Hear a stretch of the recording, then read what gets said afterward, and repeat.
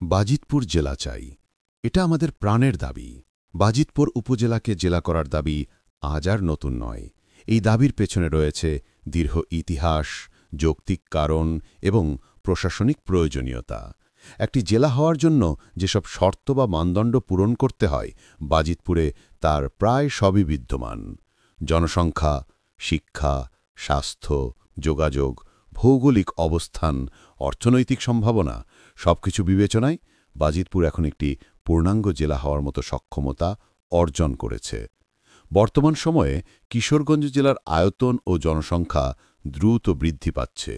এই পরিস্থিতিতে প্রশাসনিক কাজকে আরও কার্যকর ও জনগণের দোরগোড়ায় পৌঁছে দিতে বাজিতপুর, ভৈরব, কুলিয়ারচর, অষ্টগ্রাম, কটিয়াদি ও নিকলি এই ৬টি উপজেলা নিয়ে একটি নতুন জেলা গঠনের দাবি দীর্ঘদিনের।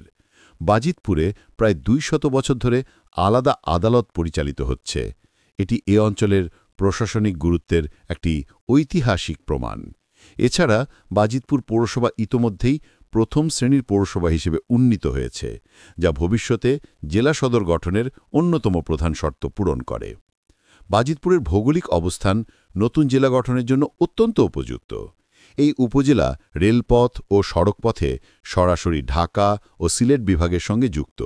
ভৈরব, কুলিয়ারচর, অষ্টগ্রাম, পটিয়াদি ও নিকলির মাঝামাঝি অবস্থানে হওয়ায় বাজিতপুর প্রশাসনিক কেন্দ্র হিসেবে আদর্শ স্থান হতে পারে।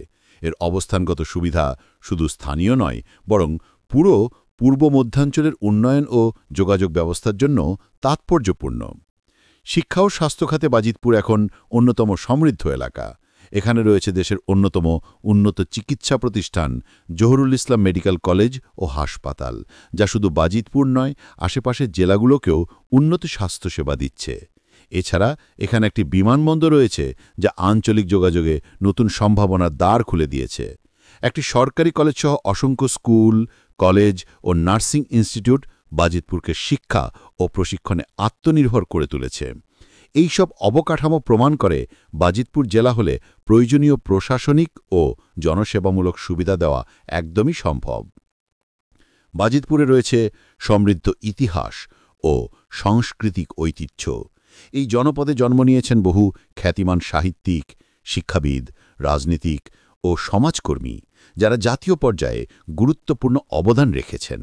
ধর্মীয়, সামাজিক ও লোকজ সংস্কৃতির ক্ষেত্রেও বাজিতপুরের আলাদা পরিচিতি রয়েছে।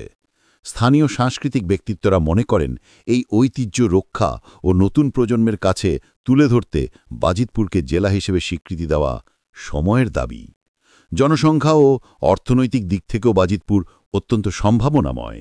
এখানকার জনসংখ্যা ঘন এবং অধিকাংশ মানুষ ব্যবসা, কৃষি ও প্রবাসী আয় নির্ভর। রেমিট্যান্স, কৃষিপণ্য ও স্থানীয় শিল্পের বিকাশ বাজিতপুরকে অর্থনৈতিকভাবে স্বাবলম্বী করে তুলেছে। এই আত্মনির্ভরশীলতার ভিত্তিতেই স্থানীয়রা মনে করেন, বাজিতপুর এখন নিজস্ব প্রশাসনিক কাঠামো পরিচালনায় সম্পূর্ণ সক্ষম। ঢাকা বিভাগের অনেক জেলায় উপজেলাগুলোর সংখ্যা বেশি হওয়ায় প্রশাসনিক ভারসাম্য রক্ষার প্রয়োজনীয়তা দেখা দিয়েছে। এই ভারসাম্য আনতে বাজিতপুরকে কেন্দ্র করে একটি নতুন জেলা গঠন করলে তা হবে সময়োপযোগী সিদ্ধান্ত। এতে জনগণ দ্রুত সেবা পাবে, প্রশাসনিক কার্যক্রম হবে আরও সহজ ও গতিশীল। বাজিতপুরকে জেলা ঘোষণার দাবি অনেক পুরনো। স্থানীয় জনগণ বহু বছর ধরে এই দাবিতে আন্দোলন, মিছিল, মানববন্ধন, স্মারকলিপি ও গণস্বাক্ষর কর্মসূচি পরিচালনা করে আসছে। তাদের বিশ্বাস, প্রশাসনিক, শিক্ষাগত, স্বাস্থ্য, অর্থনৈতিক ও সাংস্কৃতিক দিক থেকে বাজিতপুর জেলা হওয়ার যোগ্যতা রাখে। জনগণের একটাই প্রশ্ন, যে বাজিতপুরের সব প্রস্তুতি সম্পূর্ণ, তাকে এখনও কেন জেলা ঘোষণা দেওয়া হচ্ছে না? সব দিক বিচার করলে স্পষ্ট হয়, বাজিতপুর শুধু প্রস্তুত নয়, বরং সময়ের দাবি পূরণে এটি একটি পূর্ণাঙ্গ জেলা হওয়ার যোগ্য স্থান। স্থানীয়দের ভাষায়